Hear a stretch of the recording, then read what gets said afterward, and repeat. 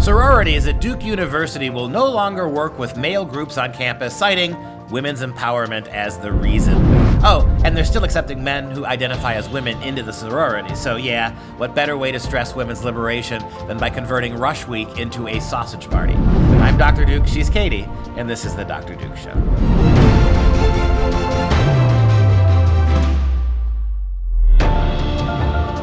Hello, everyone, and welcome to the Dr. Duke Show, the only program that keeps you educated on the craziness impacting K-12 classrooms and college campuses around the world. Today, we start at Duke University, where woke sororities have vowed to ban events with all-male groups to promote a safe environment for female empowerment. Again, young feminists in sororities have decided the way to deal with men is just to segregate yourself from them. This is a smart ploy. In fact, this entire show today is dedicated to segregation.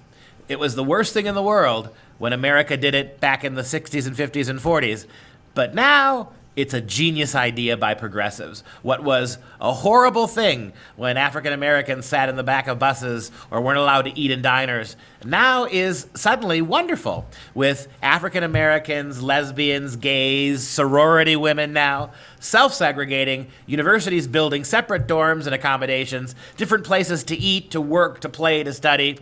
Now, all of a sudden, when you're isolating the lone dying dodo bird of this generation, the cisgendered white male, segregation's a really great idea. And the thing is, we're talking about the 40s, the 50s, the 60s. That's back when they had things called mixers. But it's 2020, and now apparently we're bringing the term back, mixers. So the Pan-Hellenic Council at Duke University voted to ban these males from coming to the mixers that they host. A logic question for you, Katie. No. Logic. Go on. If you have only one ingredient, yes, white women, can you actually mix it? With itself. Mix it? Yeah, you can't. If you've gotten rid of men at mixers, they're not mixers. Let's just call them samers. Samers. They're now having samers. Well, now they want to have these samers, but if there is any mixing that comes into this samers, those chapters that turn it from samers to mixers would be violating the rule, so they will be placed on social probation. So if you're a sorority that actually interacts with all male groups, you will be punished. Yep. Well, you will be punished. You violate the rules. For talking to those boys with cooties, apparently. We're back to fourth grade. Just so you know, the Duke Pan-Hellenic Association unites women across 10 chapters of various sororities, and it's the largest unified body of undergraduate women at Duke University. So what you're basically telling me, you're the largest bigot group on campus. Is that what they're telling us? That it is. Yes, it is. So, of course, they announced this whole thing on their Instagram page because we're back to 2020 now. Now we're back to Instagramming and all that and writing all these petitions and such. So they said that they want to ban these mixers with these all-male organizations to focus, again, as you mentioned, the women's empowerment. The post states that the all-male organizations cause concern amongst other groups due to gender dynamics and the objectification of women. All right, ladies out there, have you ever been in a locker room with all women? Have you ever been in another group with all women? Have you worked with all women? Tell me, honestly, deep down in your heart, which is worse, being with all women or being you and all men? Just you think about it. And I think we know the answer to that question, but it's good that Katie has the maturity to point it out. I won't repeat it because I lack the gender specificity required to say that. You do. But this is also another issue, too, when you think about it with these so-called bold women. Why don't you start with your own university? I mean, you got a university named with a male word, Duke. Duke. Whether you're looking at the word when you're looking at the word Duke in terms of a title of the nobility, which always applied to men, of the Earl variety, right? Or you're looking at a male person's name like me. Bottom line is that why are you having these discussions when there is such bigger fish out there to fry? What kind of a coup would it be, Pan-Hellenic bigots of Duke University, if you were able to change the name to Duchess University? Oh, Duchess. Then again, you'd have a fight from the transgenders. You'd have a fight, who would be just as bothered by Duchess as they are Duke. But the thing is that they are calling this, like, the reason they're doing it is to create the safe communities. If that is not just cutting off the legs of the women, or I guess cutting off some other body parts so that they become women. But the fact is that you are just completely slapping the face of all women who are strong enough and independent enough to join these sororities, That's right. to just bolster themselves and be amongst other women, maybe think like them.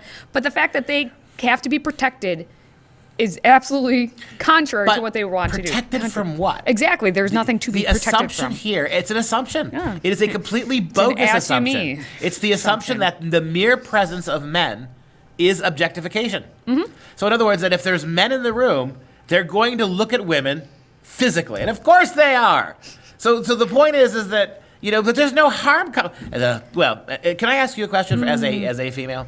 When there is many women and few men in a social setting, in a work setting, is it fair to say that there is as much objectification of men going on in situations like that there are of women being objectified in opposite situations? Yes. Yes, of course. And again, remember what we mean by objectification.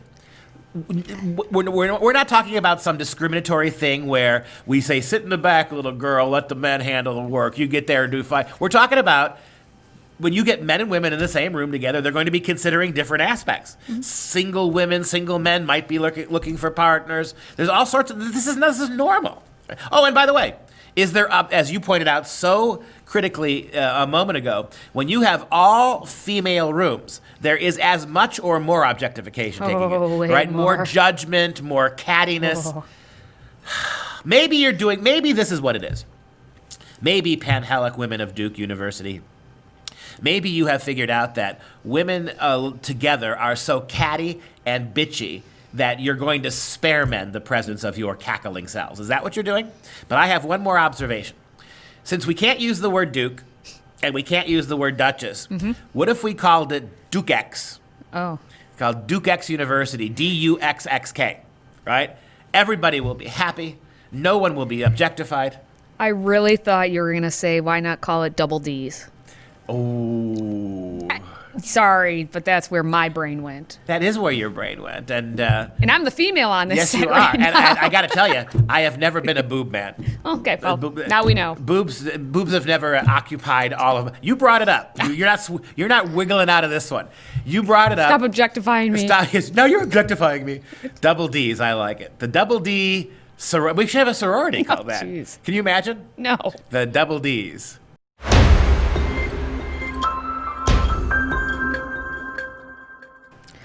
Oh, the election that will never end. It just goes on and on, my friends.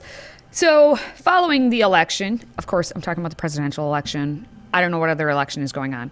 But following the presidential election, the University of Cincinnati in Cincinnati decided that they needed to do a post-election dialogue. And by dialogue, really we mean more like monologues with a couple groups, not the dialogue between, maybe two people or if I may apply people. the word dialogue to our previous story, that would be like, men and women conversing. Stop it. Because dialogue is what brings us together. And what did the sororities decide? We're gonna get all the girls together in a room and let them talk to themselves. Exactly. Well, in this case, it's not about the genders; it's about the races. Yes, it is. So these students were separated by color, by race, to have this post-election dialogue. So these students of color got together to talk about the election on Wednesdays and Thursday, and then they had a woke shop Wednesday.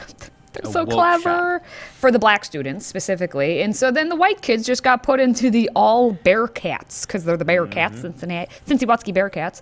They got put into the all Bearcats workshop, which was held at the exact same time as the students of color. So you had to decide which one shall you go to. And that was not an accident. They were segregating them. And I can tell me this sound about right to you.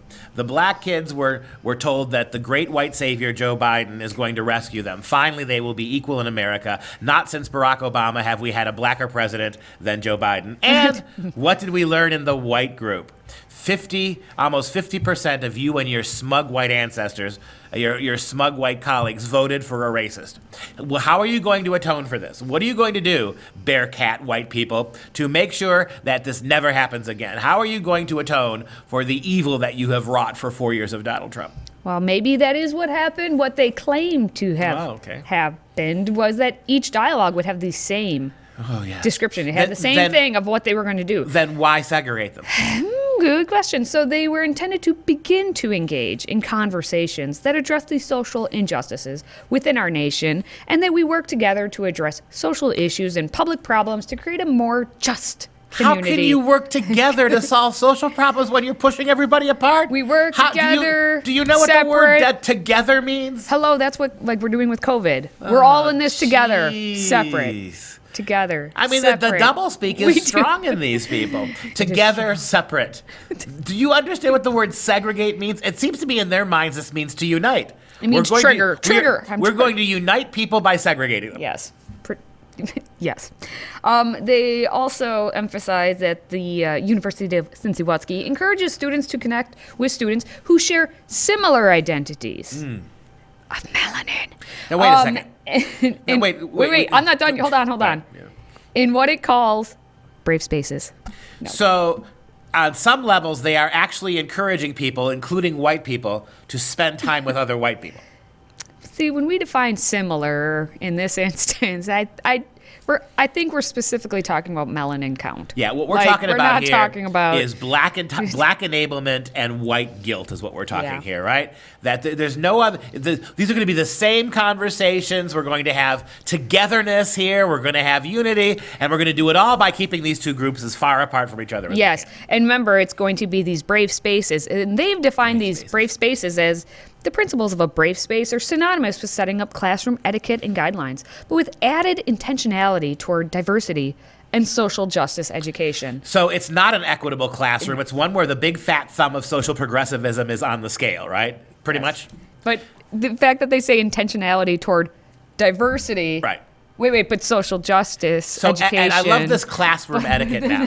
Now, the main thing about classrooms is not learning, not being exposed to ideas that challenge us. It's the etiquette of the classroom. Yes. By the way, how classist the language is. Oh, very. Of course. course. I would think that, let's get the Native Americans on line number one. Why are you calling this brave? What are you going to call it, squaw next? Ooh, you got brave classroom, and to be gender incorporate, wouldn't you have to use squaw? This is true. Squaw would be necessary to be in there.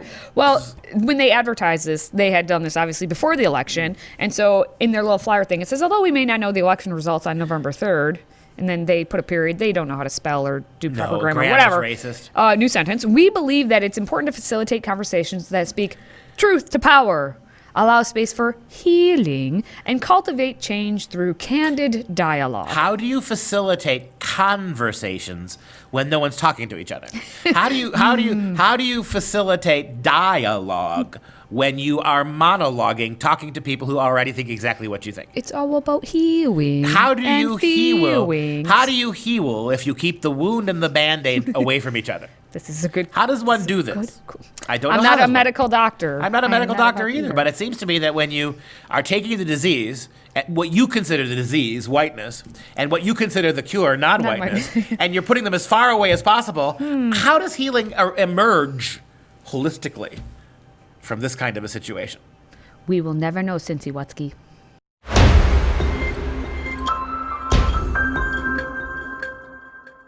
Well, if you're going to be segregated, might as well be segregated everywhere, especially in Portland, which this doesn't sound too like, oh, Portland's doing this. But it's happening at Lewis and Clark College. I've never heard of that. How in the world does that college still have that name? Yep, it's Lewis and Clark College in Portland, Oregon. And it's in Oregon. In Oregon. That's like saying the Goebbels Himmler College, right? We've got the Goebbels Himmler College in Portland, Oregon, and they're letting it stand. That's pretty funny.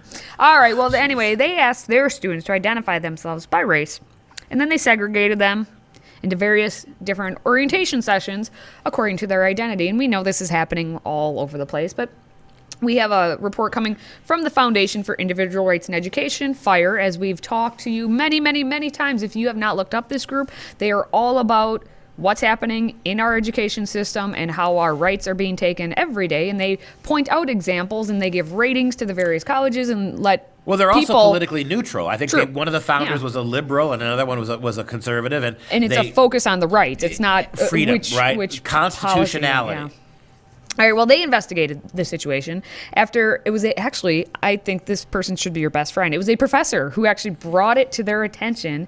And basically. Was it Professor Lewis or Professor Clark? Maybe it was Clark and Lewis. Lewis Clark, Clark Lewis. They called on the school to commit to never offering such sessions again. This professor actually cares about rights. And so Fire Executive Director Robert Shibley had said, racial segregation is not only morally wrong, it's illegal on our nation's college campuses. Lewis and Clark must end this practice immediately and publicly commit to never again returning to that dark chapter of our nation's history. Can we all get behind that? And that should certainly apply to Cincinnati, too. Right? In the last story. Cincy-Wutsky? Yeah.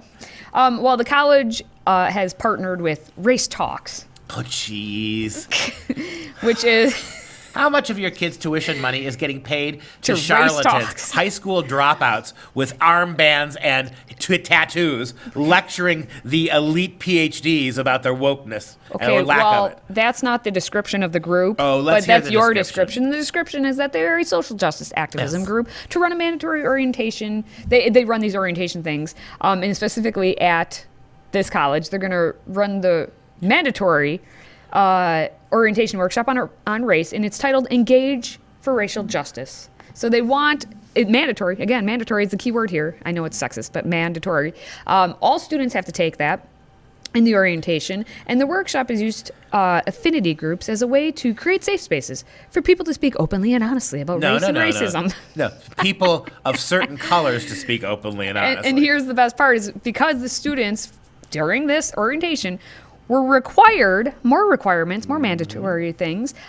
They had to identify themselves by their race, and they were given 3 options: Black, Indigenous / people of color, and then white. Well, how Black, offensive? white, everybody How offensive else. is that if you're Latin or Hispanic? How offensive is that? Yep. That you don't even count. I mean, you are the largest minority in the entire country, and you more than double, almost triple the number of African Americans, but there's black, other, and white. It's like when you go to the ice cream shop and you had 3 options back in the day, right? It was chocolate, vanilla, or twist. I always got twist. Is this why? I'm woke. I was so woke back then. Is this Twist. why the Latinos are voting more for Trump? Because clearly they don't. Well, no one sees them. There's more. There's many a different option reasoning, but specifically for this, once you got segregated and put into your own cone, see what I did there? I see what you or did. your own little dish. See, I'm Italian, so we had Italian. spumoni. You white bread Wisconsin Germans. You had white and dark is all you had. We had spumoni, right? It was green and red So and fancy. brown, and it actually had stuff in it. A concept that Wisconsin has not figured out. You can actually put Pistachios. stuff in vanilla ice cream, like nuts and raisins and cherries and stuff. But what can I say? And look how healthy I am. And look, you're Just- healthy, but you have the palate of a neutered canary. Hey, you know what? Land seed, baby. I'm willing to branch out. Give me some spumoni. I'll eat it right now. Spumoni. Okay, so once they got separated into the various cones and dishes, they were then put into different Zoom sessions. Zoomy Zoom, because that's all we can do. We can't educate in person because we have to Zoom everything. So they got put into their various separate educational experiences, as what Fire described it as, which they claim unlawfully limited their ability within the program to engage with students of different races. Well, yeah, because they're all being segregated. Well, duh. So, What's the one thing that we're always whining about? There's no interaction. There's no cultural interaction. And what are universities doing to fix that? Segregating the hell out of everybody. You know what they don't want? What? They don't want white kids to embarrass them by defending themselves. Let's cut through all the. This what it comes down to is this: they are terrified that white kids are going to say, you know what, we have problems too. You know what? I'm offended by this. Your assumption that I have privilege just because I have white skin. They're terrified to death. What they would rather have happen is have white kids bound hand and foot and gagged, forced to listen to horror stories from minority groups. That would be the ideal thing, but they can't quite do that yet, so they segregate. Well, I would like to announce your new best friend. Just so everyone, I want this guy to get his street cred here. It's an English professor of all people was the one who pointed this out. His name's Lyle Asher. Lyle. Bro. Big props to my boy, Lyle. Wowzers. Okay. Anywho, Lyle actually tried to contact the administration and say, hey, we make this optional. Do not make this mandatory. And he just heard crickets. Yes, he did. So. Not only did he hear crickets, he's probably got an entry in his permanent file for subversion. So, but Lyle, Lyle, I'm proud of you. I would simply say, I could have told you, bro, don't bother with the university. Go right to some court, because the universities aren't going to ever do something that's not racially stupid unless somebody forces them to.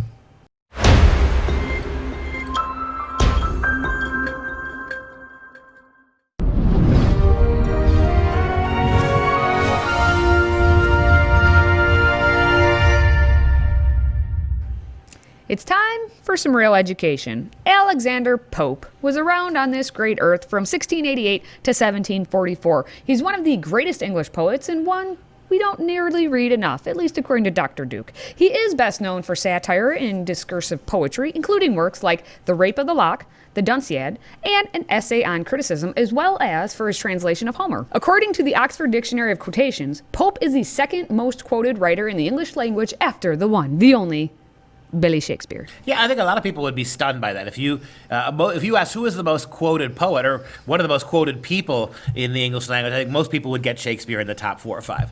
But Alexander Pope would be on almost nobody's register. In fact, there are many things that Alexander Pope said that people think Shakespeare said. Ooh. Things like, oh, what a tangled web we weave when first we practice to deceive. People think that's Shakespearean. It's not. And there's in this poem I've picked from Alexander quote today, there's another one of those things that oftentimes gets attributed to Shakespeare. It's the phrase, death, where is thy sting, right? And that is Alexander Pope, and it's going to be in the poem we're going to look at.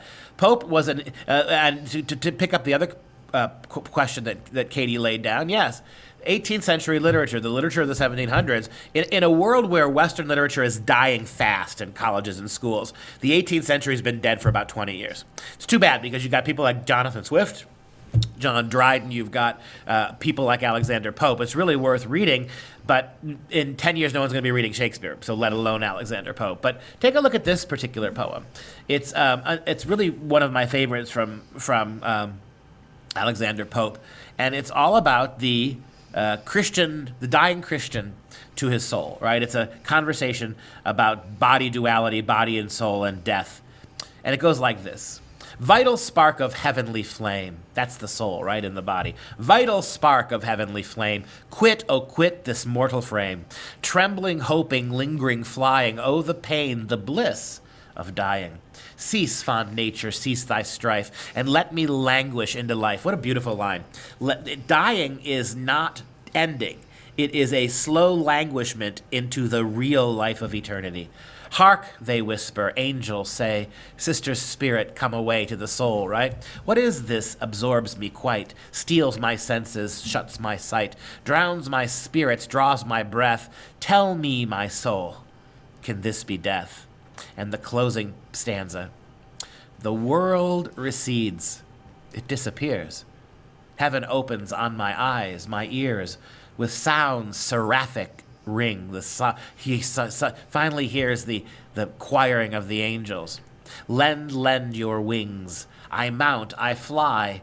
O grave, where is thy victory? O death, where is thy sting? All right, before we go, just a reminder that the best way to keep up with our various shows at Freedom Project is to follow us on Parler. So take just 10 whole seconds today to follow at Duke Pesta, at Katie, and at Freedom Project. Thank you ever so kindly. And voulez-vous parler avec moi ce soir? They were actually going to name themselves Parler, the French verb for to talk, but not enough Americans would be able to understand that, sadly, so it's now Parler. Hey! Cletus, did you get yourself on the Parler today? Italians. And if you are a fan of the show, and I would question that at this moment, please consider a one-time tax-deductible donation to support our Patriot Club. And we're going to send you this awesome, stupendous tumbler. All you have to do to get started is visit patriotclub.us. That's patriotclub.us. Now we're going to wrap things up with our fun fact of the day. I'm going to make it short and sweet just like me. Coffee was discovered by a goat herder. Uh-huh. And that's going to do it for this show. For Freedom Project, I'm Dr. Duke. She's Katie. Until next time, stay educated, my friends.